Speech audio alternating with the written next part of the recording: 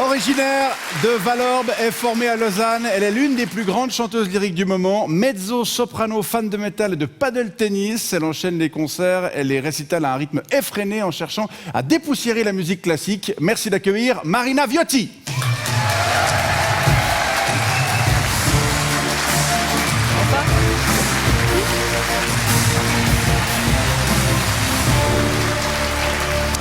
Bonsoir et merci d'avoir accepté notre invitation. Eh ben, merci de m'avoir invité. Vous avez un samedi soir de libre. Comment ça se fait? Ça s'est décidé. C'était les priorités. Des fois, il faut... On vous pique pas un mandat Non, mais c'était de l'organisation quand même. Vous êtes très occupé.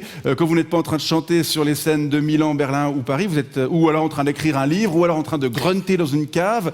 Vous êtes chez vous à Lavaux. Vous faites quoi de vos jours de congé? J'essaye de rien faire. J'essaye. Et vous y arrivez? Non. Non, parce qu'en fait, avec votre métier, on peut tout le temps, on n'a besoin de rien de spécial pour répéter, juste de savoir. Oui, c'est ça. La seule chose, c'est que quand j'ai vraiment rien de spécial à faire, c'est-à-dire que j'ai pas un concert à préparer, j'essaye de pas du tout chanter et de faire justement autre chose, donc du paddle ou du golf s'il fait beau, ou du snowboard, enfin un truc qui n'a rien à voir. N'a rien à voir. Et qui exactement. vous permet de décompresser un peu. Avant de devenir chanteuse d'opéra, vous avez étudié la philosophie, puis travaillé dans le marketing et l'événementiel. Vous avez pris votre premier cours de chant à 25 ans, comme quoi il n'est jamais trop tard. Qu'est-ce qui guide vos choix et vos loopings? La passion, cette voix intérieure qui vous dit que c'est là que vous devez aller. Alors c'est vrai que j'ai fait pas mal de virages et avant de trouver vraiment ce qui allait ne jamais m'ennuyer, ce qui allait réunir tout ce que j'aimais. Et c'était l'opéra, justement, parce que c'est la réunion de plusieurs formes d'art. Ça permet d'être à la fois chanteuse, actrice, ça me permettait d'être sur scène. Et voilà, pour l'instant, je me suis encore jamais ennuyée, donc je continue. Oui, il y a du théâtre, de la danse, du chant, évidemment. C'est lequel le domaine dans lequel vous vous sentez le plus à l'aise? Alors, pas la danse, ça c'est sûr. Je dirais le côté actrice, c'est vraiment ce que je préfère. Jouer chaque soir à un personnage différent, dans une époque différente, dans un théâtre différent, avec des gens différents, c'est ce qui est génial et qui fait qu'on se lasse jamais. Et la technique vocale, c'est tout bon? Il n'y a plus de progression possible ou si, tous les jours, la voix est différente. Vous vous levez le matin, vous n'avez jamais la même voix que la veille. Oui, en effet. Ouais. Et selon ce que vous avez fait la veille au soir, c'est encore pire, donc il faut toujours se réadapter. Ouais. Et d'un rôle à l'autre, c'est pas les mêmes types de voix, il faut retravailler et c'est ça aussi qui est passionnant. On va continuer à parler de votre carrière et de ce à quoi elle est consacrée, la grande musique, mais d'abord on découvre votre portrait, il est signé Aurélie Cutat.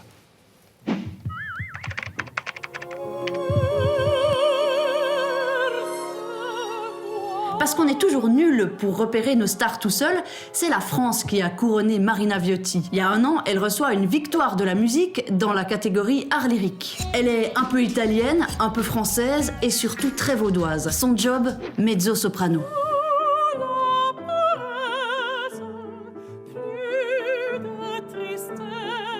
Ça veut dire plus bas que soprano et plus haut que alto.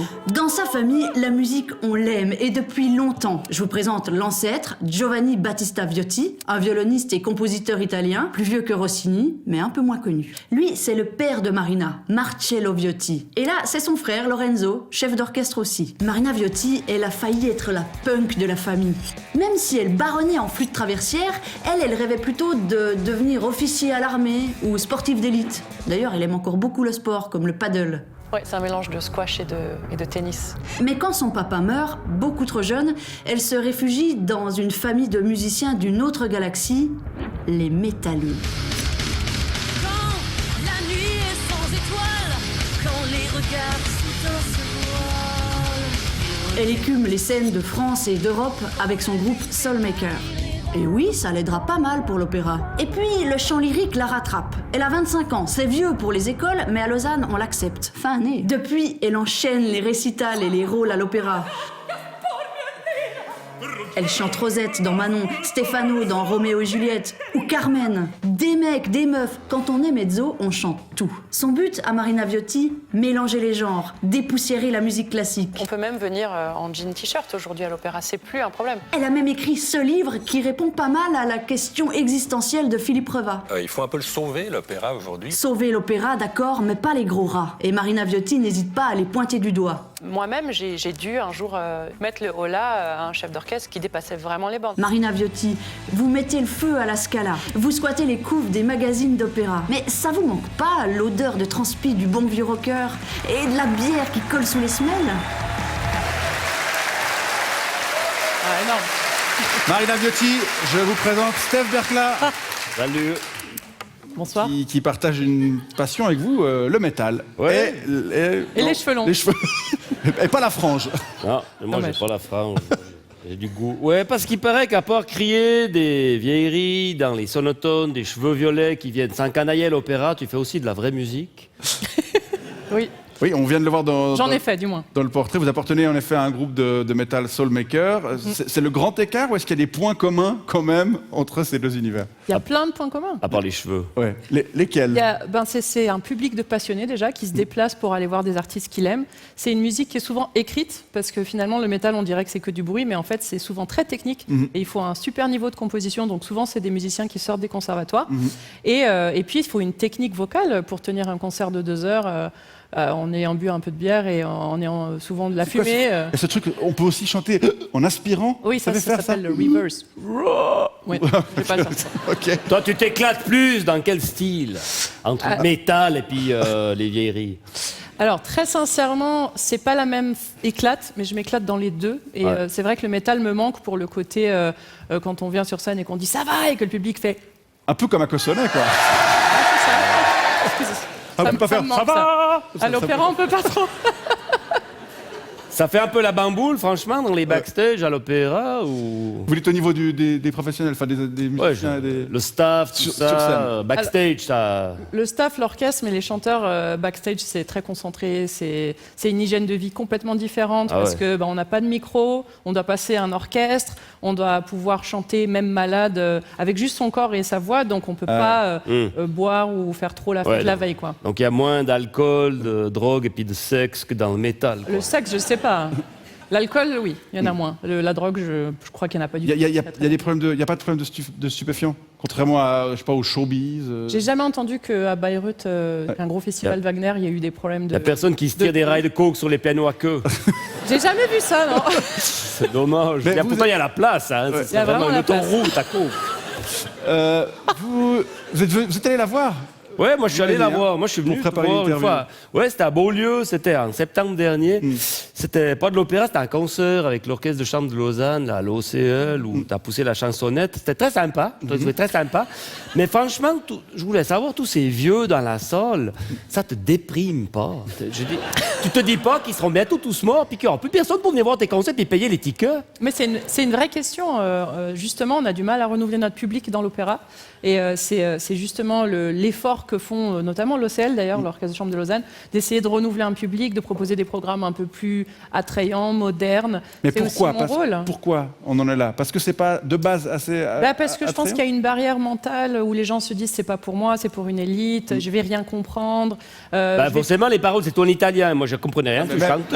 Même Et puis en comme plus, ça- à l'opéra, tu comprends pas l'histoire. C'est t'es ça. là. C'est pas vrai, il y a des sous-titres, Eh il y ouais, a des sous-titres. Mais c'est vrai que même, C'est fini, même en cette français, excuse. on a de la peine à comprendre parfois. Quand, Oui, c'est vrai, mais même moi d'ailleurs j'ai de la peine à comprendre des fois. Mais il y a des Parce que sous-titres. tu maintenant. chantes. T'as appelé à comprendre Non, que tu parce que chantes. je Ah chante. bon. Parce que mes collègues chantent, non, c'est pas gentil. Mais vous dites qu'il faut changer la fausse image justement que les gens ont de l'opéra. Donc Oui. cette fausse image, c'est C'est quoi? c'est C'est trop la cher. Castafiore. Déjà, c'est la Castafiore. Ouais, Quand ça. moi je dis que je suis chanteuse d'opéra, les gens ne me croient pas parce qu'ils s'attendent à ce que j'ai des boucles, un gros collier en perles et que un je sois accent. un peu, voilà, que je parle un peu comme ça. Et pas que t'as une frange. Ouais, et pourtant j'ai une frange, mais ça c'est tout récent, c'est Ouais. pour ça. Mais il faut changer toute l'image, c'est-à-dire montrer que l'opéra ça peut être moderne. Aujourd'hui sur scène on a de la vidéo, on a des acteurs, on a des danseurs, c'est presque Broadway. Maintenant Ah, l'opéra ça va même plus loin. Il y en a Et qui c'est- jouent à poil, ça marche bien. Ouais. Au théâtre Oui, de Vidy, là, ils sont tous à poil. non mais ça c'est le. Ouais, c'est Non le mais à théâtre l'opéra contemporain. ça aussi. Hein, c'est Oui, vrai. vous nous avez dit qu'il y a maintenant même des acteurs porno qui sont engagés sur certaines productions. Tout à fait, ils essayent de. Mais ils voilà, arrivent à de chanter renouveler ou le juste, public. ou juste à souffler? Ils crient. Ils crient. Non, eux ils font de la figuration. Ah voilà. Bon, j'ai une question. Comment tu veux faire pour faire venir les jeunes à l'opéra concrètement? Il y a quoi comme idée un peu sympa pour attirer un peu les jeunes comme ça? Par exemple, l'Opéra de Lausanne, ils font un truc super bien qui est l'atelier lyrique pour les enfants déjà, qui découvrent Oh, un peu ça- tous les métiers de l'opéra. Non, vraiment, c'est super Atelier bien fait. lyrique pour les enfants, Non, monstre c'est sexy. super bien fait. Ils arrivent et on leur fait faire. Moi, j'ai joué le rôle de la chanteuse. Ils me mettaient des perruques, des faux nez, des fausses oreilles. Les enfants, ils étaient comme ça. Ouais. Et après, on leur fait faire des décors. On leur montre comment c'est le changement de costume. En fait, ils voient comment se construit. Dès le départ et dès le plus jeune âge, Voilà. ils sont Et après, intégrés ils rentrent, ils en parlent à leurs parents et on espère qu'ils vont y aller, quoi, Ouais. et aller voir. Et il faut casser en fait tout de suite le côté j'entre dans une maison d'opéra, c'est pas pour moi. Il faut qu'ils passent la porte. Moi, Ouais. je suis persuadée qu'une fois qu'ils y sont, c'est génial. Le une problème, c'est expérience qu'après, géniale. ils écoutent et puis ils s'emmerdent quand même. Mais Mais c'est pas non. dit, c'est pas dit. Juste Il pour pas revenir, vrai. pour faut revenir. avoir, il faut avoir le budget, hein. Vous me parliez aussi. Ouais, moi je voulais revenir juste au théâtre à Beaulieu. Là, j'étais surpris quand même par le prix du billet. là. Ouais. Moi, j'ai payé 8 ans de balles. Ouais, c'est cher, 8 Mais non, Bah, c'est pas je sais cher. pas, du tout. un match de foot, c'est combien Mais c'est pas du tout cher, justement. J'ai pas regardé, du tout on devait être un petit millier dans la salle, ce qui devait faire une recette allée de quoi 50 000 balles. T'enlèves l'impôt sur le divertissement que les gauchistes de la ville de Lausanne ponctionnent, la log du théâtre qui doit être autour de 10 000 balles, la com de l'agent, la technique, Ouais. la prod, un peu d'admin, quoi, il reste quoi 10 000 balles. Vous étiez quoi, une cinquantaine sur scène, c'est tous des ça. bénévoles, les musiciens, quoi. Eh ben non, et justement, c'est ça le problème, c'est qu'un spectacle, même, on répète pendant 1 mois et demi, avec des tas de gens qui travaillent aussi backstage, les techniciens, ceux qui font le maquillage, le make-up, les sets, enfin Ouais. tout. C'est toute une équipe, c'est des centaines de personnes qui travaillent. Il faut les Et donc, payer. ça les vaut, moi, je pense. Ouais, mais il faut les payer. Enfin, Oui, mais on paye bien ce prix-là pour aller voir Beyoncé. Bien Aussi, sûr. c'est aussi d'ailleurs énormément de travail. Mais je trouve que c'est pas beaucoup plus cher qu'autre chose. Mais surtout, en fait. 8 ans de balles, c'est pas du tout assez cher. Tu sais comment ça devrait coûter si on devait payer le vrai prix, c'est-à-dire tout ce que l'argent. S'il n'y avait pas de subvention, Ouais, s'il n'y avait pas. Ah, ça serait sûrement très cher. ce serait vraiment une activité de luxe. Et là, ce serait peut-être un vrai argument, mais en tout cas, Ouais. pour l'instant, ça l'est pas, je pense. Non. Ouais, 8 ans de balle, je trouve que ça va. Franchement, pour moi, c'est peanut. Ça. Juste à propos de Beaulieu, toujours là. Ce qui m'a aussi surpris, c'est que t'arrêtais pas d'entrer puis de sortir de scène, sans doute pour aller boire une petite derrière. Et puis, à chaque entrée, il y a le chef d'orchestre qui venait de serrer la main. Il est Alzheimer ou quoi? C'est quoi ce machin là? Tout Ah, le monde oui. se lève, salut, C'est quoi, salut. il y a des- C'est un peu les traditions, c'est vrai que bah, c'est sympa en même temps parce qu'il n'y a rien de pire, je trouve, que quand on entre sur scène, que personne vous salue ou que le chanteur ne salue pas les Mais gens. au début et à la, et Ouais, à la fin. mais franchement. Oui, bah, il est très enthousiaste. ça fait partie des. Voilà, il y a 2-3 trucs. Dont Voilà, mais qu'on ça c'est pourrait aussi ça. un peu- Lui c'est un peu sa spécialité, Monsieur Ah, il Spinelli. aime bien ça. Il est très très chaleureux. Ok. Et, c'est pas toujours le cas. C'est pas d'ailleurs. très chaleureux de serrer la main. Franchement, je peux te montrer ce que c'est chaleureux. Hein. Voilà, je pense que c'est le bon moment de faire une transition sur notre prochaine séquence. Une séquence dans laquelle vous allez répondre à quelques questions de téléspectatrices et de téléspectateurs. Ils les ont laissées pour vous sur notre répondeur. Génial.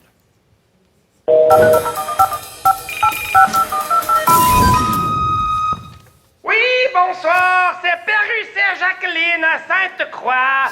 Madame Ciotti, je vous appelle pour vous dire que moi j'aime bien écouter un petit peu d'opéra de temps en temps, par exemple quand je fais la popote, mais je suis quand même assez vite saoulé par ces vieilleries, je dois dire. Alors je voulais savoir, vous en avez pas marre de chanter toujours les mêmes meules, écrites que par des mecs et qui sont tous décédés il y a des dizaines, voire des centaines d'années? Franchement, vous avez pas envie d'un peu de renouveau de temps en temps? Salutations! Ah, c'est une bonne question. C'est vrai qu'aujourd'hui, on a de l'opéra contemporain, donc avec des compositeurs actuels qui réécrivent des opéras et on en a besoin pour renouveler un peu tout ça. Et vous chantez un peu de. Non. Faut encore qu'ils fassent leurs preuves. Vous chantez Voir si on des- parlera encore d'eux dans 200 ans, c'est ça? Vous chantez que des auteurs morts Ouais, c'est vrai. En plus. et pas d'autrices. C'est mon côté gothique. Deuxième message. Bien vu. Oui, bonsoir, Tenant ici à Zurich. Madame Viotti, je suis ravi, je dois dire que vous soyez sur le plateau de ces deux clowns ce soir. Oui, parce que d'habitude, quand ils invitent des artistes, c'est toujours des gauchistes, contestataires, qui font de l'art un peu dégénéré. Pour une fois, ils reçoivent une représentante de la vraie culture, traditionnelle, conservatrice. Bref, de la culture de droite. Ça fait du bien. Merci. C'est une idée reçue que beaucoup de gens ont malheureusement et c'est ça très faux. C'est pas de droite l'opéra? Non, c'est enfin. C'est quand même comme pas de tout. gauche ou bien. C'est un mélange des deux. Ouais. Franchement, quand tu vois la sortie à l'avenue du théâtre. C'est pas à écolo Lausanne, en tout cas apparemment, mais ça y travaille. C'est pas écolo. Ça y travaille. Ouais, bah oui, il faut. Ouais, tout ce bordel. Là. Ouais. Vous aimez pas les écologistes, vous non plus. Hein. Non, moi j'ai ratatata. Troisième message, ça va pas la tête. Bonsoir, c'est Michel. Madame Viotti, j'ai appris que vous aviez plusieurs tatouages sur le corps et il se trouve que j'adore les tatouages. Alors je voulais savoir si vous pouviez nous en montrer un. ou deux. Je suis dans mon canapé, seul. Je vous regarde en direct. J'attends. J'ai 2 tatouages, mais je peux pas vous les montrer, ils sont trop bien cachés. Bon, ces téléspectateurs avaient l'air pas très net, hein, on vous salue puisqu'ils nous regardent en direct. On en croise beaucoup des comme ça dans les coulisses ou dans les foyers des opéras. J'en ai plus croisé dans le métal. Ah, c'est vrai? Ah, il y a plus de MeToo dans le métal que dans l'opéra. Non, mais c'était par exemple, on monte sur scène et c'est à poil, voilà, ça on n'entend pas à l'opéra. C'est la fin de cette séquence répondeur. Marina Viotti, on arrive déjà au terme de cette émission. On vous remercie beaucoup d'y avoir participé. Pour tous ceux et toutes celles à qui ça aurait donné envie d'écouter ça en vrai, je signale que vous serez notamment en concert le 20 février à la Chaux-de-Fonds et que vous allez incarner votre première Carmen à l'Opéra de Zurich au mois d'avril, c'est juste? C'est juste. Toutes les dates, les détails, c'est sur marinaviotti.com. Juste, Steph Berkla. Vous pouvez grunter un petit coup, juste.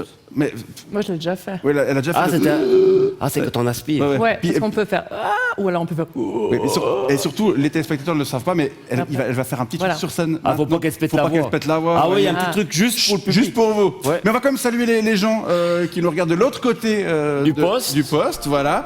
Et puis vous remercier de nous avoir regardés. Merci à vous. Hein, Mais bonne merci, rentrée. ouais. merci Merci. beaucoup, Marina. Merci On à peut vous. les applaudir tous les deux. Ils étaient formidables.